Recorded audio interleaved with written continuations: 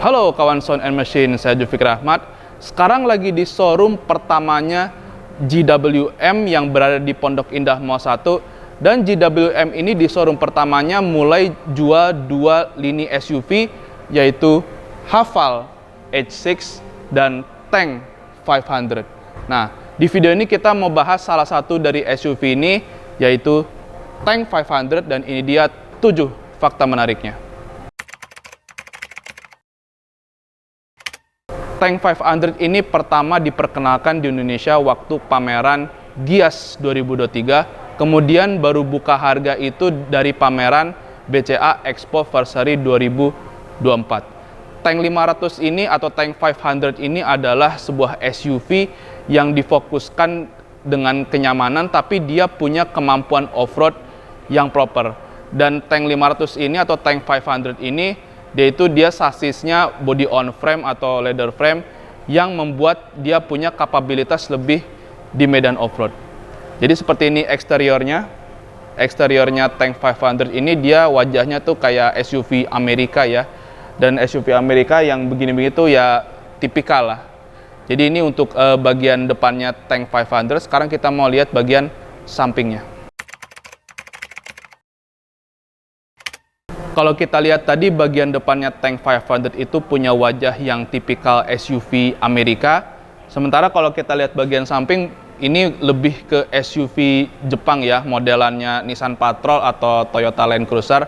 Dan Tank 500 ini dia approach angle-nya dia 29,6 derajat. Terus rem breakover angle-nya ini 22,5 derajat. Dan departure angle-nya ini dia 24 derajat.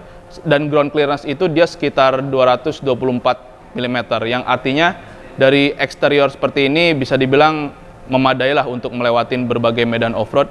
Jadi ini bagian sampingnya Tank 500. Sekarang kita mau lihat bagian belakangnya. Bagian belakang Tank 500 ini unik ya, terutama karena ada ban serep di pintu bagasi yang bikin kita inget SUV zaman dulu ya, kayak misalnya Daihatsu Verosa, Daihatsu TAF, Suzuki Katana dan sebagainya, atau kalau kawan saya mesin masih ingat Mitsubishi Pajero ya, tapi bukan Pajero Sport ya.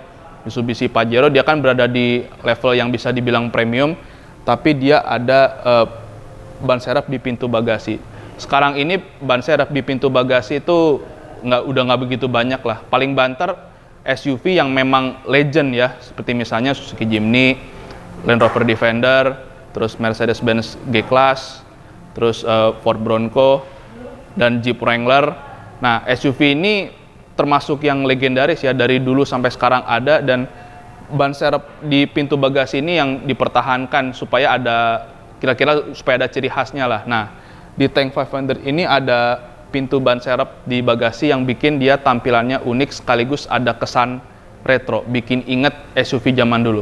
Oke. Ini eksteriornya Tank 500. Oh ya, untuk dimensinya itu dia Tank 500 ini lebih ke Land Cruiser yang Prado ya, dari panjang, lebar, tinggi, ketimbang Land Cruiser yang gede gitu. Jadi, dan sementara Prado itu dia di Indonesia nggak beredar resmi. Jadi dari segi benchmarknya mungkin lebih ke Land Cruiser Prado ya. Dan prinsipnya pun lebih kurang sama kayak Land Cruiser ya. Jadi dia itu nyaman tapi tetap punya kemampuan off-road. Oke, jadi ini untuk eksteriornya. Sekarang kita mau lihat interiornya sekaligus fakta berikutnya. Tank 500 ini kalau kita buka pintu, footstep-nya nongol ya. Nih. Kalau buat saya sih footstep ya masuk ke mobil masih bisa lah, karena saya tingginya sekitar 180 cm. Tapi buat orang yang tingginya kurang dari itu, dengan adanya footstep ini tentunya bakal ngebantu ya. Interior Tank 500 ini mewah ya, kalau kalian mesin lihat ini ada semacam panel oak atau kayu nih. Dan juga untuk material napa, material joknya juga enak ya. Ini bener-bener premium ya, tipikal premium. Dan juga untuk desain ini juga ada unsur high-tech-nya juga nih, kayak itu kalau di pesawat tuh model shift knob transmisi otomatisnya. Dan juga di sini ada jam dan beberapa tombol yang bikin kesan premium di Tank 500 ini tuh kentara banget ya. Dan di sini ada panel instrumen udah full digital 12,3 inci, ini layar multimedia 14,6 inci, dan kita bakal lihat fitur-fitur ada apa aja di Tank 500 ini. Wah, ini startup tapi belum sampai nyalain mesin ya.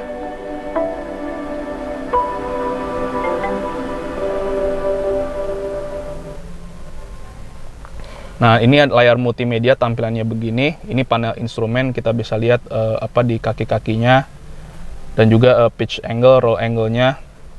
Dan ini untuk informasi apa kayak ini baterai dan sebagainya.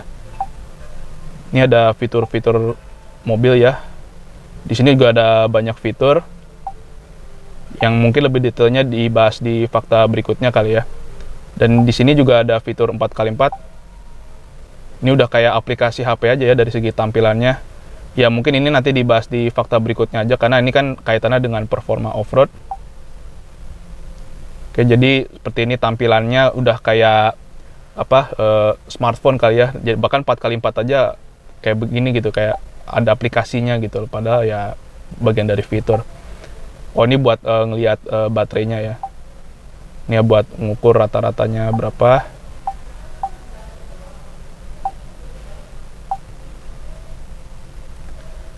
Oke, jadi ini untuk bagian depan interiornya Tank 500. Sekarang saya mau coba duduk di jok baris keduanya Tank 500. Jadi begini rasanya duduk di jok baris keduanya Tank 500 ya. Untuk saya yang tingginya sekitar 180 cm nih lega ya. Dan juga untuk bagian belakangnya di sini ada panel pengaturan AC. Jadi AC-nya juga bisa ada dua ya, depan sama belakang. Dan ini juga ada panoramic roof. Kalau dibuka nih enak banget. Jadi kelihatan tuh lapang. Dan ini speakernya ada 9 ya. Di sini ada speaker, dan di bagian belakang sini juga ada speaker ya. Ya dengan speaker sebanyak ini ya udah enak list mestinya. Tapi sebenarnya bisa lebih enak lagi kalau pakai produk upgrade audio dari Audition. Karena Audition tuh punya banyak produk yang bisa membuat audionya jadi lebih baik. Salah satunya ya DSP ya. DSP ini kan speakernya kalau nggak salah ada 9 ya. Jadi dengan DSP itu bisa memitigasi OEM audio dari mobilnya itu sendiri ya. Dan juga Audition juga punya beberapa produk speaker, mulai dari yang entry sampai yang high end-nya. Jadi yang produk Audition ini yang pas untuk upgrade audio Tank 500 ini. Kita udah duduk di jok baris keduanya Tank 500. Sekarang kita mau coba duduk di jok baris ketiganya Tank 500. Begini rasanya duduk di jok baris ketiganya Tank 500. Kalau saya mesin lihat ini kaki saya udah nekuk begini, yang artinya supaya bisa lebih lega ya jok baris keduanya mesti dimajuin sedikit ya. Untuk saya yang tingginya sekitar 180 cm. Dan ini memang nekuk begini ya, karena di bawahnya ini ada tonjolan ya, mungkin buat sistem 4-wheel drive-nya. Dan memang agak susah juga, memang susah sih kalau SUV jok baris ketiga dibuat nyaman ya, relatif susah ya. Tapi berhubung ini SUV bukan MPV, mestinya nggak jadi masalah sama sekali. Oke, kita udah bahas interiornya Tank 500. Sekarang kita mau lihat bagasinya. Sekarang kita mau lihat bagasinya Tank 500 ini. Dan ini bukanya ke samping ya, bukan ke atas. Kayak Land Cruiser Prado yang udah pernah dibahas di Sound and Machine.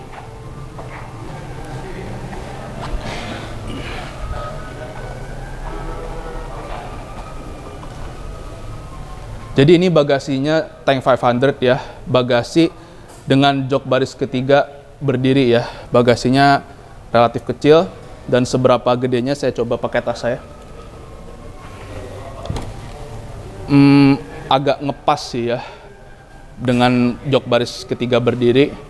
Tapi jangan khawatir, misalnya kapasitasnya masih kurang, jok baris ketiganya bisa ditekuk, dan ada tombol di bagian sini.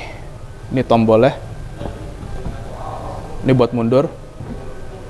Kita majuin yang kanan dulu.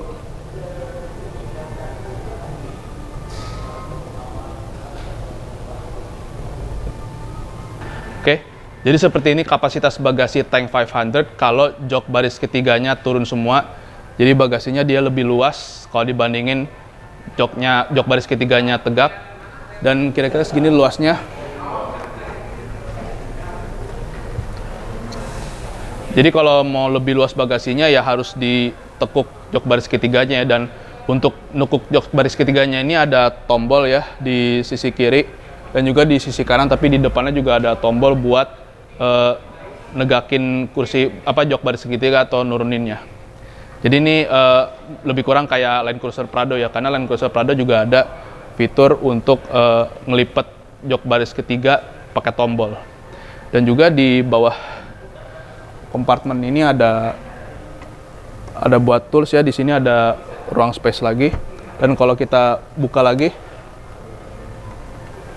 sebelahnya ini kalau kita buka lagi ya skatnya, dan kelihatannya ini ada buat sistem hybridnya ya di bagian ini. Dan di sini ada kayaknya ini dongkrak nih ya. Jadi begini bagasinya Tank 500. Sekarang kita mau bahas ke fakta berikutnya, yaitu mesin. Sekarang kita mau lihat mesin Tank 500 ini ya. Jadi begini bukanya.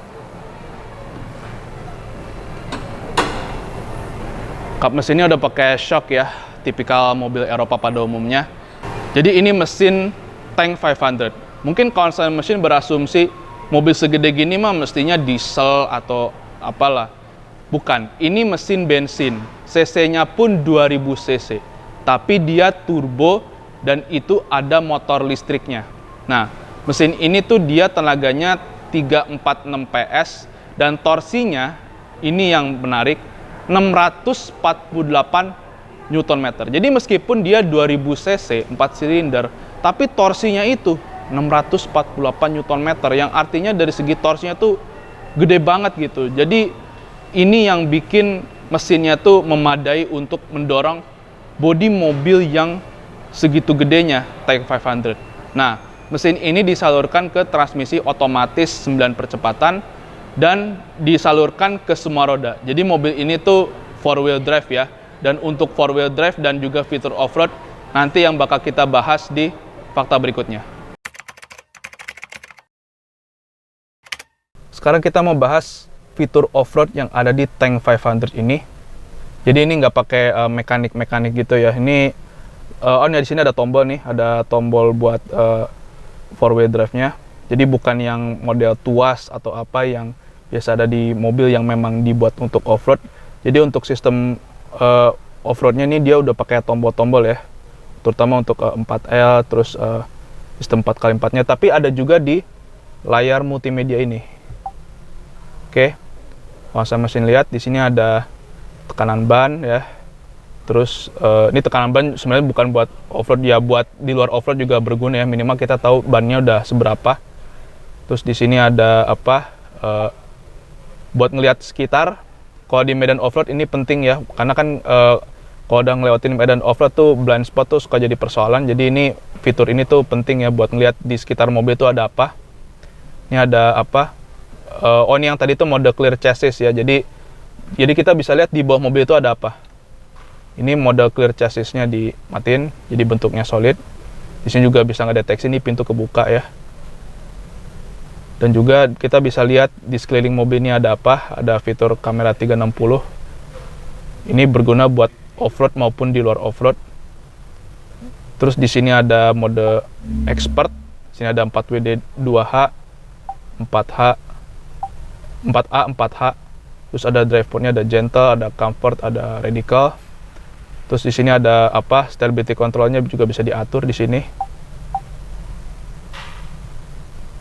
Di sini ada mode yang mungkin udah jadi preset ya, ada high speed off-road racing, ada drift. Ini di modenya 2H ya. Ini mode 2-wheel drive. Ini udah mode 4-wheel drive. Kalau ini custom mode ya, konsumen mesin atur sendiri lah. Di sini ada wading detection ya. Wading detection itu dia buat misalnya ngelewatin medan banjir nih. Nah, di sini kelihatan water levelnya berapa gitu. Banjirnya udah sampai mana, dan wadingnya ini kalau nggak salah sampai 800 mm. Jadi bisa ketahuan nih pas mobil ngelewatin kubangan airnya seberapa tinggi gitu ya. Di sini juga ada mode 4x4 di tombol ini juga ada. Ada 4L ini buat low. Jadi bukan model yang transfer case gitu ya. Jadi ini udah full elektronik. Oke, jadi ini untuk fitur off-roadnya. Sekarang kita mau lihat fitur yang selain off-roadnya ya. Oke, sekarang kita mau lihat fitur yang selain off-road ya. Kita di sini ada car. Ini buat mobilnya ya, ada lighting, buat interior dan sebagainya. Di sini ada drive, ada dynamic steer, torque control, ada steering buat nge-remind kalau setirnya nggak lurus. Terus bisa ngedeteksi juga kalau drivernya capek, mungkin dari pergerakan setir. Ini buat bantu parkir ya. Ada smart drive, ada line-line. Terus ini dalam mobil ada joknya bisa diatur ya, bahkan ada kursi pijat juga di sini. Wah, ini begitu dipencet langsung berasa nih mijetnya. Ini juga bisa diatur pijatnya mau kayak gimana. Ada yang mau yang belakang, ada yang mau ini model butterfly, single row, waist. Ini juga bisa diatur massage-nya. Ini berguna banget ya buat konsen mesin yang harus pergi jarak jauh nyetir. Jadi di joknya ini ada buat pijat. Oke, cukup, kita matiin. Di sini buat memory seat yang ngatur display dan sebagainya. Ini bener-bener fiturnya tuh banyak banget ya. Other vehicle.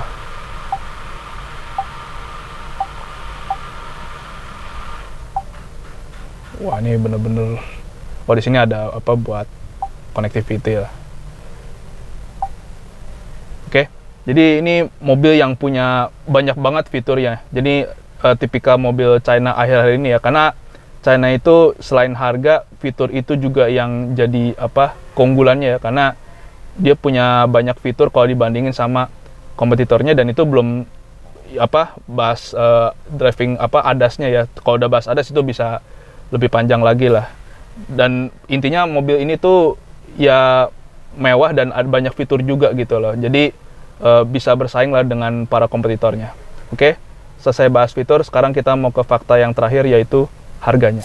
Sekarang kita mau test drive GWM Tank 500 ya, tapi bukan di medan off-road, di medan aspal. Dan ini berhubung mobilnya gede, mungkin tesnya lebih ke kelincahan aja kali ya. Oke, kita mulai. Bismillahirrahmanirrahim. Kita masuk gede.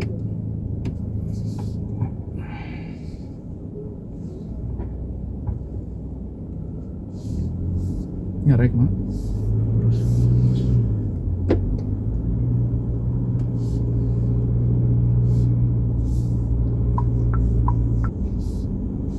Berhubung ini mesin bensin, ini rasanya halus ya.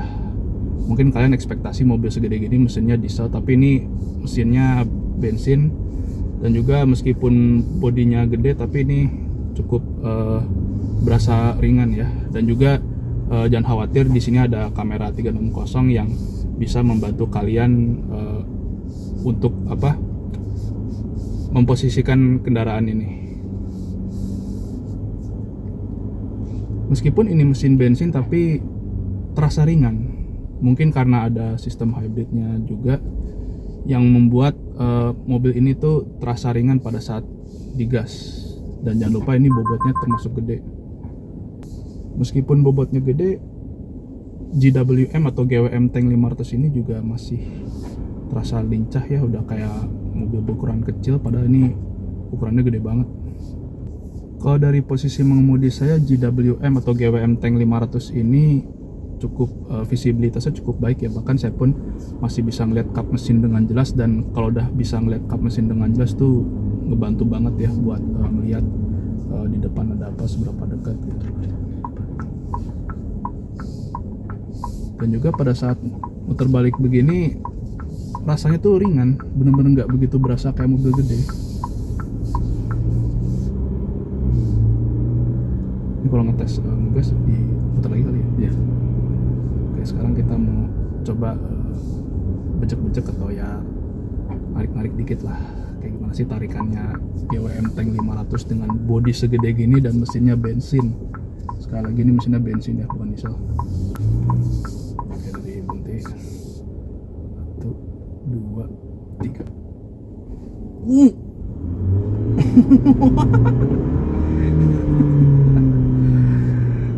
bener-bener di luar ekspektasi. Bodi gede, mesin bensin, tapi tarikannya gila. Jadi mulai dari sekarang atau mulai dari ngelihat tank 500 ini ya sebaiknya mulai mengubah mindset ya. Selain karena harga ya tentunya dari segi mesin, bahwa mesin bensin bisa seringan ini untuk mendorong bodi tank 500 yang gede begini. Bener-bener di luar dugaan. Ini wah, itu tadi bener-bener di luar dugaan. GWM tank ini agak di luar dugaan ya, karena meskipun dia mesinnya kecil, tapi dia bisa, tarikannya tuh bisa kuat gitu untuk menarik GWM tank yang bodinya seberat ini atau segede gini. Ya salah satunya karena mesin hybridnya itu loh. Jadi pada saat tadi dibejek itu, yang kerja duluan tuh motor listriknya, baru mesin pembakaran dalamnya. Ini bener-bener di luar dugaan ini. GWM tank ini mungkin orang nggak nyangka mobil kayak gini, tarikannya berat, tarikan apa enggak. Ini bener-bener enteng, serba enteng, setirnya enteng, bahkan ini dia juga masih lincah kayak begini. Wah, di luar ekspektasi nih GWM tank 500 ini.